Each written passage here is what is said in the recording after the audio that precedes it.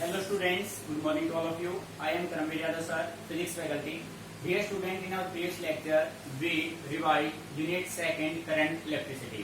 बेटे इलेक्ट्रिसिटी में जो हमने कल स्टडी किया था वो अपना था Kirchhoff's current law and Kirchhoff's voltage law.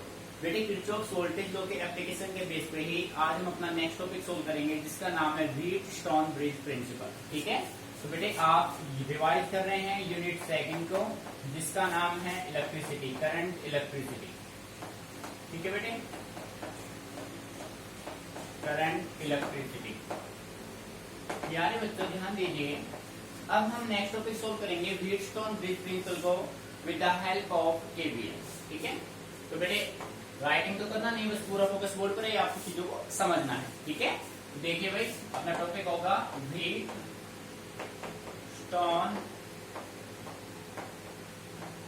Bridge principal. देखो बेटे ध्यान से, व्हीटस्टोन ब्रिज प्रिंसिपल क्या है। अब मान लीजिए कि आपने इस तरीके से कोई एक अरेंजमेंट कर ली, ये एक अरेंजमेंट आपने कर ली।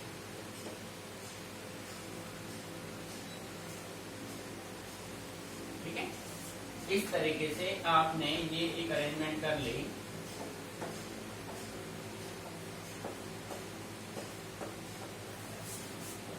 ये आपने एक अरेंजमेंट कर लिया। ठीक है, अब बेटे यहाँ पे है ना, मैं लगा देता हूं रजिस्टर, यहां भी मैं लगा देता हूं रजिस्टर,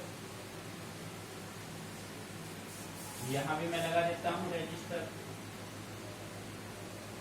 यहां भी लगा देते हैं भाई एक रजिस्टर।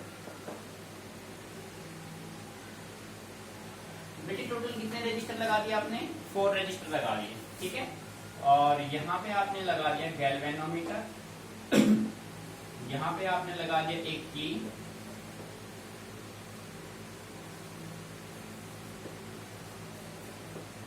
ठीक है।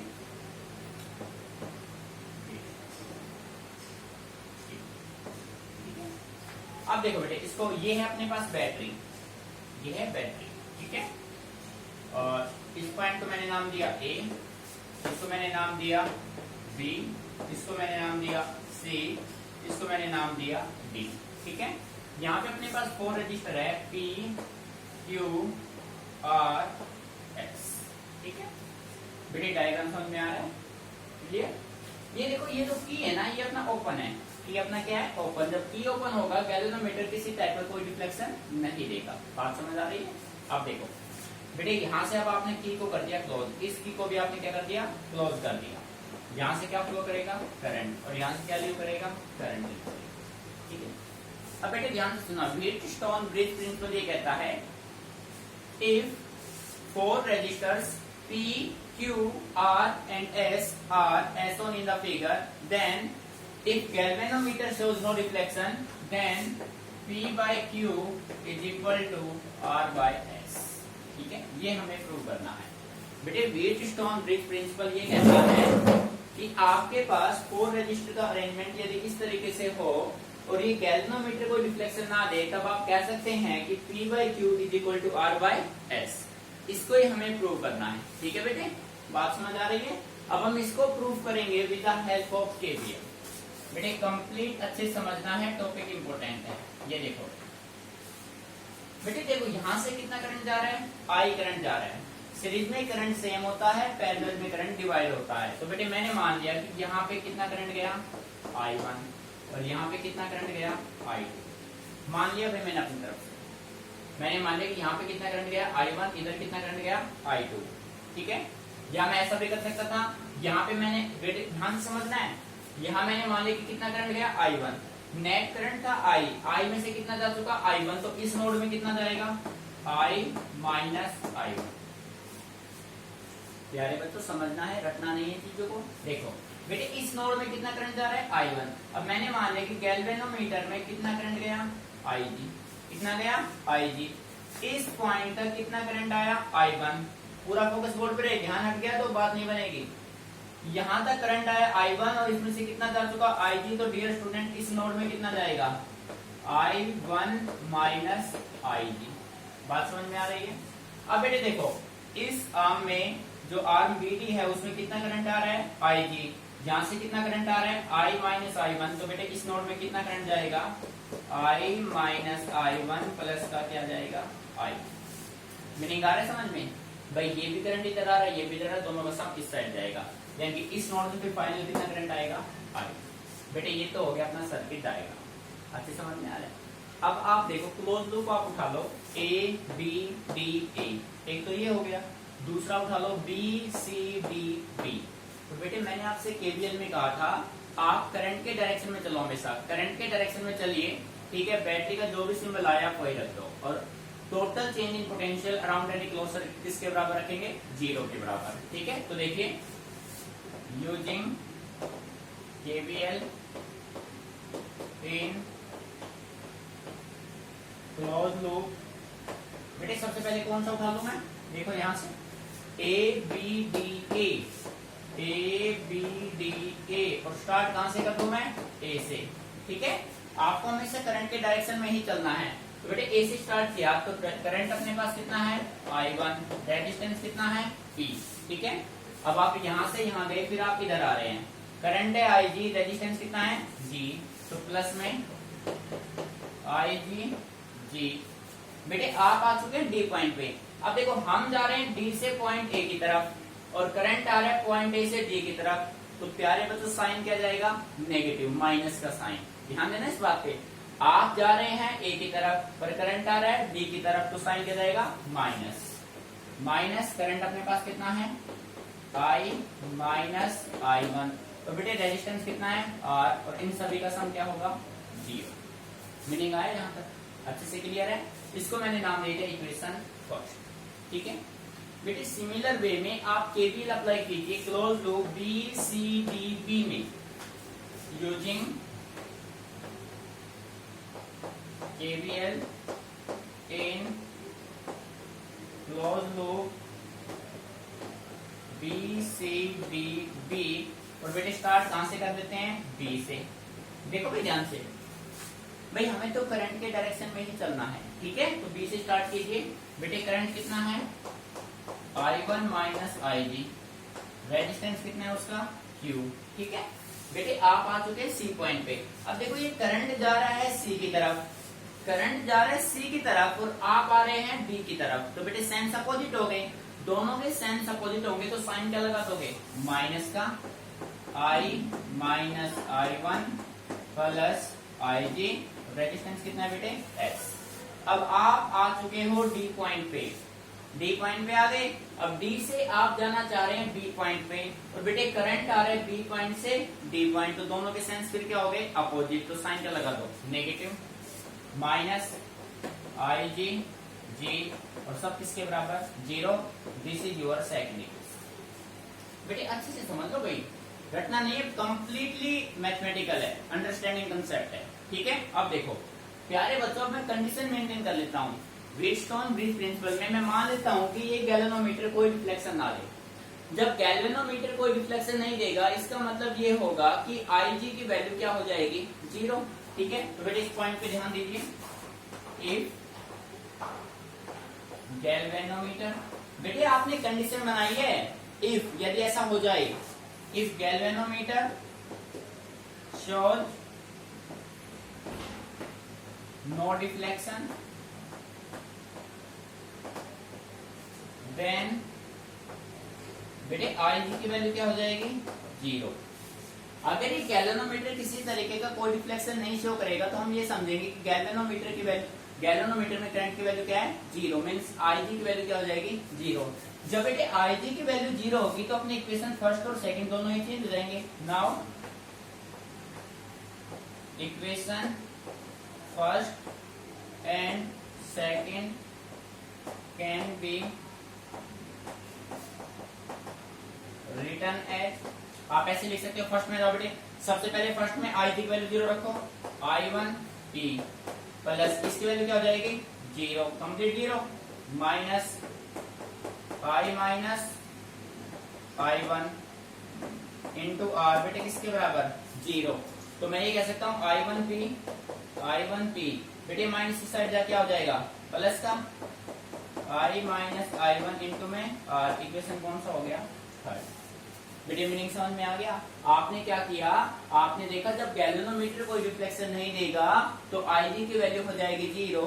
जब Ig की वैल्यू 0 होगी तो बेटे इक्वेशन फर्स्ट अपना इस तरीके से मेंटेन हो जाएगा। अब देखो एंड इक्वेशन सेकंड पे जाओ, यहाँ पे I1 माइनस Ig, तो प्यारे बच्चों में सीधा लिख दूं I1 माइनस इसकी वैल्यू क्या है 0, रख देता हूं। चलो भाई I1 माइनस 0 इंटू में Q minus I minus I1 plus का 0 इंटू S और माइनस 0 इज इक्वल टू 0। तो बेटे इसको मैं सोल्व करके कैसे लिख लूं, I1Q, ये माइनस उधर जाके प्लस का I माइनस I1 इंटू में क्या होगा S। This is your fourth equation. बेटे पूरा फोकस रखिए यहाँ पे, चीजों को समझिए। पहले आपने इक्वेशन फर्स्ट में Ig की वैल्यू 0 रखी, इक्वेशन थर्ड बना, ठीक है। अब आपने इक्वेशन सेकंड में Ig की वैल्यू 0 रखी, इक्वेशन फोर्थ बना। अब आप क्या कीजिए, इक्वेशन थर्ड को डिवाइड कर दीजिए 4 से, ठीक है। Divide equation third by 4। Equation third को 4 से डिवाइड करेंगे तो बेटे I1P अपॉन I1Q हो जाएगा। I1P अपॉन I1Q और बेटे I minus I1 into R, I minus I1 into R by I minus I1 into S।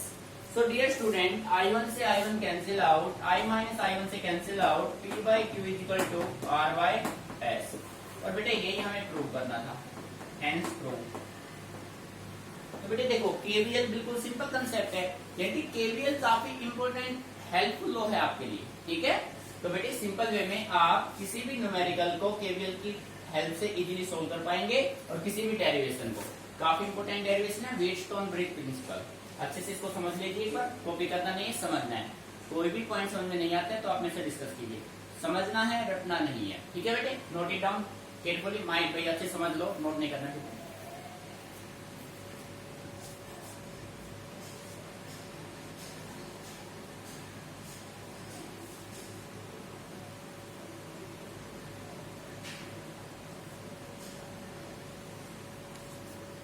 Video अच्छे से क्लियर हो गया, ठीक है। अब मैं इसको रख कर अपने नेक्स्ट टॉपिक पे चलते हैं, अच्छे से इसको समझ लीजिए। फिर भी आपको कोई भी प्रॉब्लम आती है तो आप मेरे से डिस्कस कीजिए, ठीक है। तो बेटे नेक्स्ट अब हम स्टडी करेंगे स्लाइड वायर मीटर ब्रिज को, ठीक है, जो कि काफी इंपोर्टेंट क्वेश्चन है। बेटे इलेक्ट्रिकल पार्ट आपका वैसे ही कम्प्लीटली इंपोर्टेंट है, ठीक है। यानी सेकंड यूनिट में जब हमें कभी पढ़ना हो तो सबसे पहले हम कौन से पार्ट को स्टडी करेंगे, इलेक्ट्रिकल इंस्ट्रूमेंट को, ठीक है। देखो बेटे अब बेटे नेक्स्ट अपना टॉपिक है, बस लिखना नहीं है, समझना है आपको, तो ध्यान से चीजों को समझते चलो। बेटे नेक्स्ट टॉपिक है अपना स्लाइड वायर मीटर ब्रिज। देखो बेटे भाई स्लाइड वायर मीटर ब्रिज हमने क्यों बनाया, क्या रिक्वायरमेंट आई हमारे पास। तो देखो अभी आपने बेटे टॉपिक स्टडी किया था Wheatstone bridge principle. Wheatstone bridge principle में अपने पास कितने रजिस्टर थे, 4 थे। बेटे उन 4 में से किसी एक रजिस्टर की वैल्यू होती है अननोन। 3 रजिस्टर की वैल्यू आपको नॉन होगी, एक रजिस्टर की वैल्यू अननोन होगी। उस अननोन रजिस्टर की वैल्यू को फाइंड आउट करने के लिए हमने एक न्यू इंस्ट्रूमेंट बनाया जिसका नाम क्या है, स्लाइड वायर मीटर ब्रिज। तो बेटे डेफिनेशन तो क्लियर हो गया होगा, ठीक है। तो देखो आप ये कह सकते हैं, it is a device which is used to find unknown resistance, to find unknown resistance, ठीक है। तो बेटे अननोन रेजिस्टेंस को फाइंड आउट करना है, तो बिना प्रिंसिपल के फिजिक्स में काम होता नहीं है। तो इसके अगर मैं प्रिंसिपल की बात करूं, ध्यान से समझना बेटे, जो अपना स्लाइड वायर मीटर ब्रिज है ये व्हीटस्टोन ब्रिज प्रिंसिपल पे काम करता है भाई।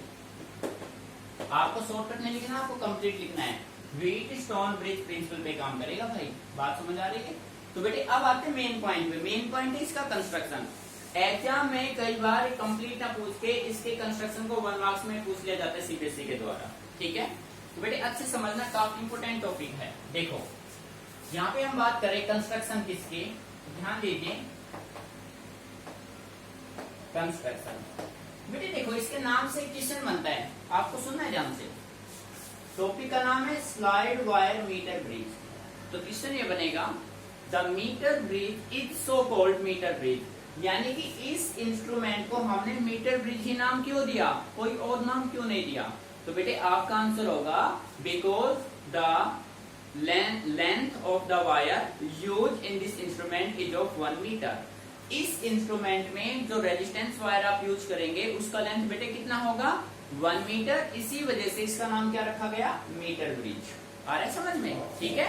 तो बेटे अरेंजमेंट देखो काफी इंपॉर्टेंट है ये इसका, ये आपने अरेंजमेंट किया बेटे, ये आपने स्टैंडर्ड रेजिस्टेंस वायर ले लिया,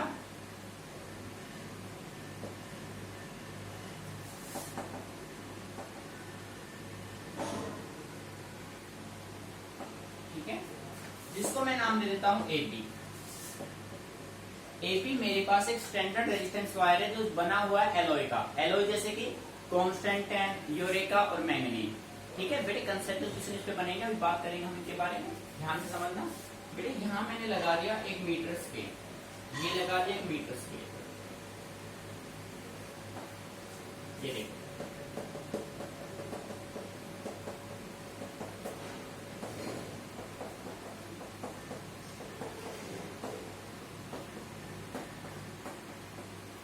ये है एक मीटर स्केल, ये स्टैंडर्ड रेजिस्टेंस वायर ये वाला, ये वाला, ठीक है बेटे। मीनिंग तो समझ में आ रहा है ढंग से।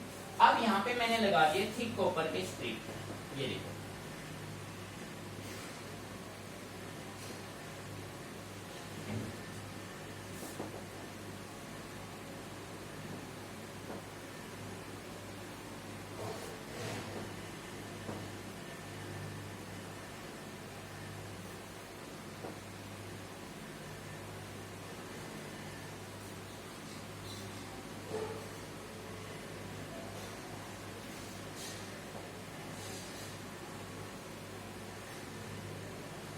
ये देखो ध्यान से देखना है।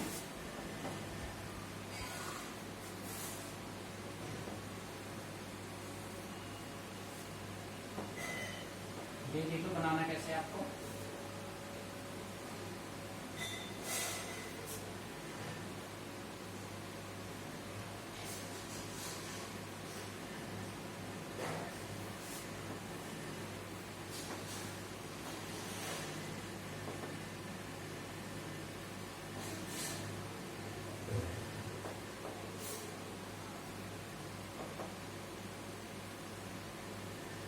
ठीक है।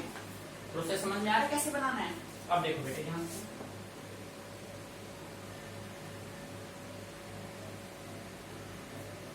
ठीक है।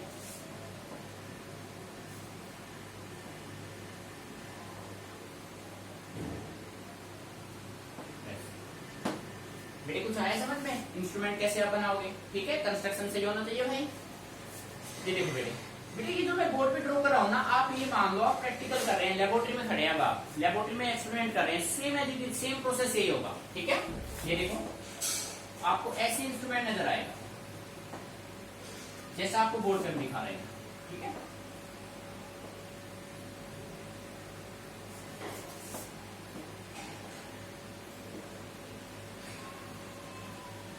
ये देखो बेटे,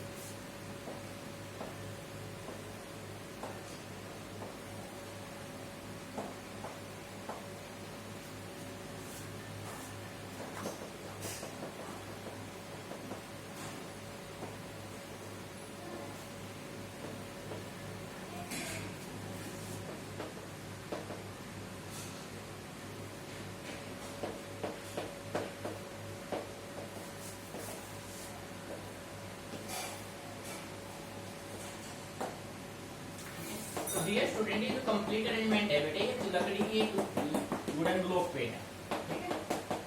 इस पे है भाई वुडन ब्लॉक बेटे। अब समझना ध्यान से, आप एक एक पे अभिनय कर देते हैं। आर एस की ये है बैटरी, ये टोटल टोटल जो पार्ट है ये है वुडन बोर्ड, वुडन बोर्ड, ठीक है। ये जो है ये अपने पास नॉन रेजिस्टेंस है, नॉन, और ये है अननोन रेजिस्टेंस,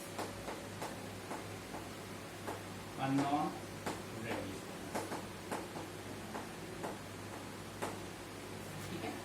बेटे यहाँ तक समझ में आ रहा है? ये है गैल्वेनोमीटर,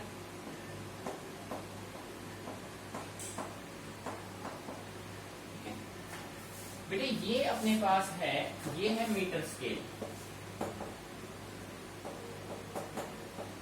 मीटर स्केल, ठीक है भाई। ये है अपने पास 1 metre long resistance wire made of Constantan, eureka and manganese. देखो बेटे ये आपका बन गया व्हीटस्टोन ब्रिज, और ये है अपने पास copper string, CU string, copper string, ठीक है बेटे। ये कंप्लीट डायग्राम बन गया आपका इसका स्लाइड वायर मीटर ब्रिज का, ठीक है। बात से समझ में आ रही है? एक बार डायग्राम को अच्छे से ऑब्जर्व कर लीजिए, अच्छे से बिल्कुल, फिर करते हैं इसकी थ्योरी वर्किंग।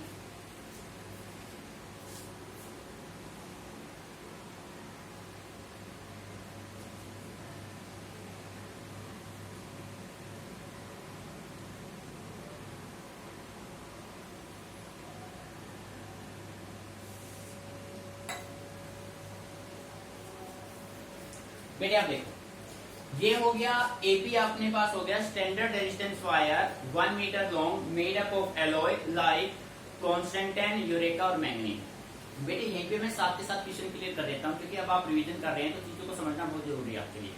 बेटे ये जो वायर है, आपसे क्वेश्चन ये पूछा जाएगा ये वायर एलॉय का क्यों बना है, तो अपना जो आंसर होगा वो अपना ये होगा कि ये जो एलॉय है ना, इनका लो वैल्यू होता है अल्फा का, low value of alpha. Alpha means temperature coefficient of resistance, ठीक है। और बेटे दूसरा रीजन इसका है, इसका रेजिस्टिविटी क्या होना चाहिए, हाई। इसका रेजिस्टिविटी क्या है, हाई। बात समझ में? आपसे क्वेश्चन मैंने ये पूछा, the standard resistance wire made up of alloy high, तो आपका आंसर होगा because these alloy have low value of temperature coefficient of resistance and high resistivity. बेटे यहां तक क्लियर? अब सेकंड क्वेश्चन आपसे ये पूछा जाएगा कि ये जो एलॉय आपने यूज किया है स्टैंडर्ड रेजिस्टेंस वायर के लिए, इसका लो वैल्यू ऑफ अल्फा क्यों है और भाई हाई रेजिस्टिविटी क्यों है। तो बेटे आपका आंसर ये होगा low value of alpha. Low value of alpha means the effect of temperature on resistance wire is small. जो रेजिस्टेंस वायर आपने यूज किया है उस पर टेम्परेचर का इफेक्ट क्या है भाई, वेरी वेरी स्मॉल, ठीक है। तो बेटे सेकंड आपसे पूछा जाएगा कि जो एलॉय आपने यूज किया है उसका रेजिस्टिविटी हाई क्यों है। बेटे रेजिस्टिविटी जितना ज्यादा होगा, जो वायर का लेंथ रिक्वायरमेंट हमारा है वो उतना ही क्या होगा, कम। तो आप लिखेंगे so that the length required is small. बात समझ आ रही है? अच्छे से क्लियर, ठीक है। तो बेटे अब आगे देखिए, अब करते हैं इसका थ्योरी वर्किंग। बेटे कंसेप्ट क्वेश्चन को समझना बहुत जरूरी है, ठीक है। अब देखो, तो भाई हमने ये मान लिया बेटे ये जो वायर एपी है, समझना है ध्यान से भाई, ये जो वायर आपका एपी है ये कैसा वायर है, ये आपका स्टैंडर्ड रेजिस्टेंस वायर है। तो बेटे इस वायर का लेंथ हो गया 1 मीटर और मैं कह सकता हूँ 100 सेंटीमीटर। क्या इस वायर के हर एक सेंटीमीटर पे रेजिस्टेंस है? तो आप कहेंगे यस सर, डेफिनेटली होगा।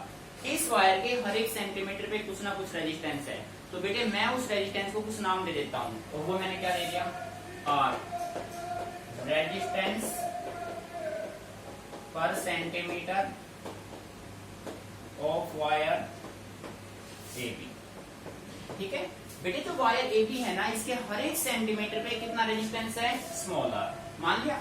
अब देखो ये व्हीटस्टोन की जैसा कैसे है बेटे, आर हो गया, एस हो गया, जे है जो कि आपने क्या किया बेटे, जो कि अपने जो अपना चौक होल्डर ना इसी टाइप का होता है, यहाँ थोड़ा नुकीला होता है, इसी बिल्कुल सेम साइज का होता है। आप इस रेजिस्टेंस वायर पे जोकी को ऐसे स्लाइड करेंगे तो जो ये जो गैल्वेनोमीटर है वो नल पॉइंट लोकेट कराएगा, कोई डिफ्लेक्शन नहीं देगा। जहां पे गैल्वेनोमीटर कोई डिफ्लेक्शन नहीं देगा, ना तो लेफ्ट में ना राइट में, तो बेटे उस पॉइंट को आप बोलेंगे नल पॉइंट, और वो नल पॉइंट अपना क्या आ गया, जे। तो पॉइंट जे से ए तक का लेंथ कितना हो गया, एल। भाई ए से जे का लेंथ हमने कितना मान दिया, एल, जो कि नॉन है। तो बेटे ये जो लेंथ बचेगा, ये लेंथ कितना बचेगा, 100 minus L. Because the wire length is 1 metre or 100 centimetre. तो बेटे मीनिंग समझ में आ रहा है। अब देखो एक रेजिस्टेंस ये हो गया, एक ये हो गया, एक ये हो गया, एक ये हो गया, 4 हो गई। ये नॉन है, ये नॉन है, ये नॉन है, ये अननोन है।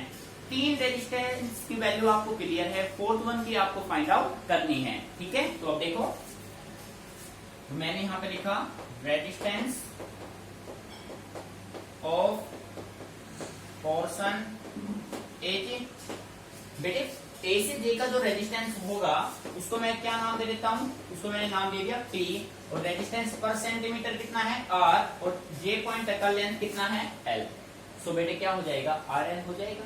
अब हम रेजिस्टेंस निकालेंगे पोर्शन जेपी या बीजे का। ठीक है, तो मैंने लिखा रेजिस्टेंस ऑफ पोर्शन बीजे, उसको मैंने नाम क्या दे दिया क्यू। बेटे पी और क्यू नाम मैंने अपनी मर्जी से दिए, ठीक है, अपनी तरफ से। तो ये क्या होगा पर सेंटीमीटर रेजिस्टेंस कितना है आर, यहां से यहां तक का जो लेंथ है बेटे कितना बचा 100 माइनस एल। तो यहाँ पे आप नोट करेंगे 100 माइनस एल। मीनिंग आ रहा है समझ में? ठीक है, तो बेटे आप देखो अब अपना प्रिंसिपल यूज करो। According to Wheatstone bridge principle P by Q is equal to R by S। बेटे यही होगा, P की वैल्यू क्या है RN और Q की वैल्यू क्या है R 100 माइनस L। बेटे आ रहा है ना समझ में, is equal to RS। As it is है, R से R कैंसिल आउट। बेटे हमें क्या निकालना है S, तो यहाँ से S की वैल्यू क्या हो जाएगी देखो भाई 100 minus L upon L into में होगा R। प्यारे बच्चों ये आपका होगा रिक्वायर्ड रिजल्ट। आया नहीं समझ में? बेटे इस फॉर्मूले के बेस पे आप इसके न्यूमेरिकल भी सोल्व करेंगे। इस टॉपिक पे न्यूमेरिकल भी सीपीएससी देता है। न्यूमेरिकल का स्ट्रक्चर बिल्कुल सिंपल होगा। अभी एक बार इसको आप समझ लीजिए अच्छे से, ठीक है, उसके बाद मैं बताता हूँ इसमें किस टाइप के न्यूमेरिकल सीपीएससी आपसे पूछ सकता है। ठीक है बेटे, समझना अच्छे से चीजों को। ठीक है, कंप्लीट। आप ये मान लो कि आप क्लास में नहीं, आप लेबोरेटरी में है, आप लैब में एक्सपेरिमेंट करें, कंप्लीट एपरेटस आपके सामने ऐसा होगा बेटे, सेम एज इट इज। ठीक है,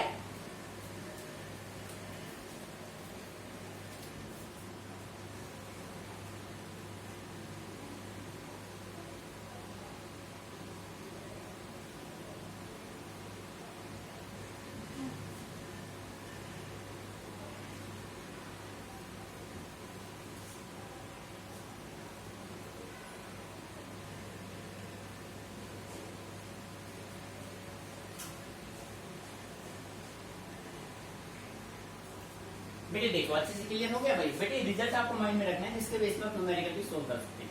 अब देखो न्यूमेरिकल का स्ट्रक्चर क्या होगा, जैसे कि मैंने आपसे कहा कि आपके पास बेटे मैंने as it is same circuit बना के दे दिया।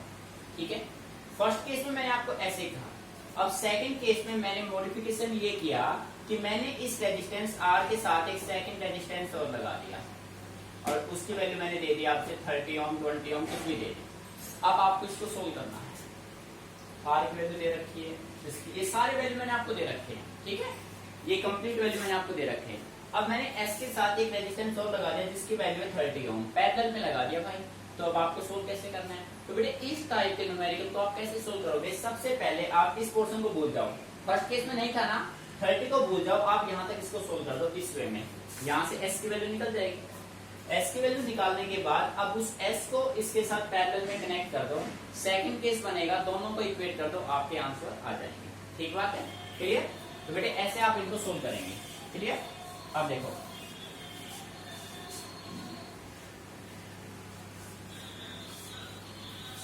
ठीक है बेटे,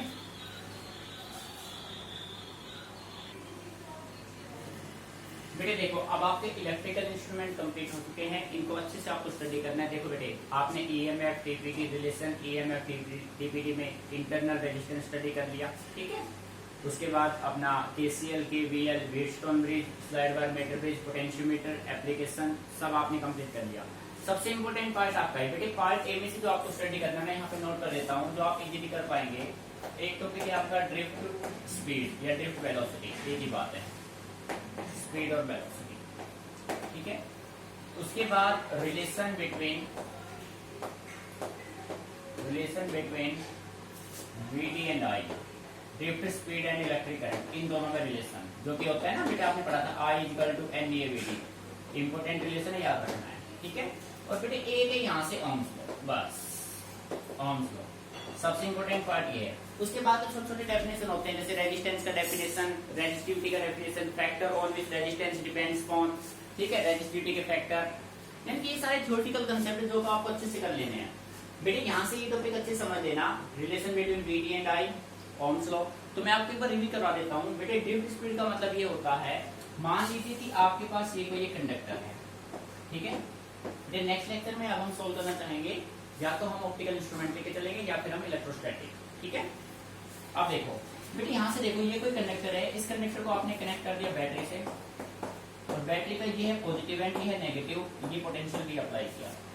पॉजिटिव एंड ये है नेगेटिव एंड, इस कंडक्टर में फ्री है इलेक्ट्रॉन, और इस कंडक्टर के लेंथ को मैंने कितना मान दिया, L मान दिया, ठीक है। तो बेटे ये एंड पॉजिटिव, ये एंड नेगेटिव, नेगेटिव नेगेटिव करेंगे रिपल्सन, और पॉजिटिव नेगेटिव करेंगे अट्रैक्शन, यानी कि ये इलेक्ट्रॉन जो है वो किसकी तरफ आएगा, positive terminal of the conductor की तरफ आएगा, ठीक है। तो बेटे ये इलेक्ट्रॉन जिस स्पीड से इस कंडक्टर के पॉजिटिव टर्मिनल की तरफ आता है, वो स्पीड कौन सा होगा, ड्रिफ्ट स्पीड या ड्रिफ्ट वेलोसिटी, ठीक है।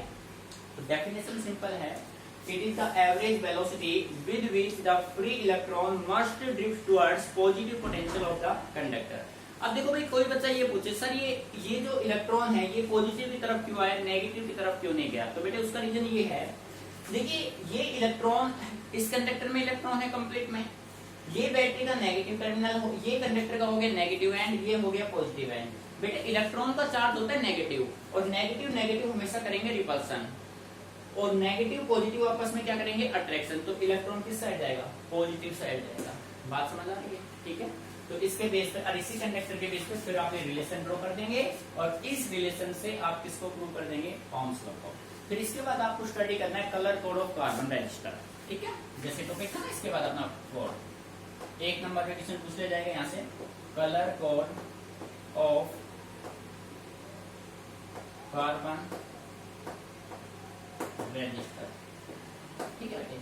Colour code of carbon register में मैंने आपको एक लाइन बताया था, लाइन अपना ये था, B B Roy of Great Britain had a very good wife. बेटे इस लाइन से आपके पास कलर के कोड थे, रेजिस्टेंस निकालने का फॉर्मूला अपना था, first trip additive, second additive into third 10 की power third plus minus fourth का टॉलरेंस।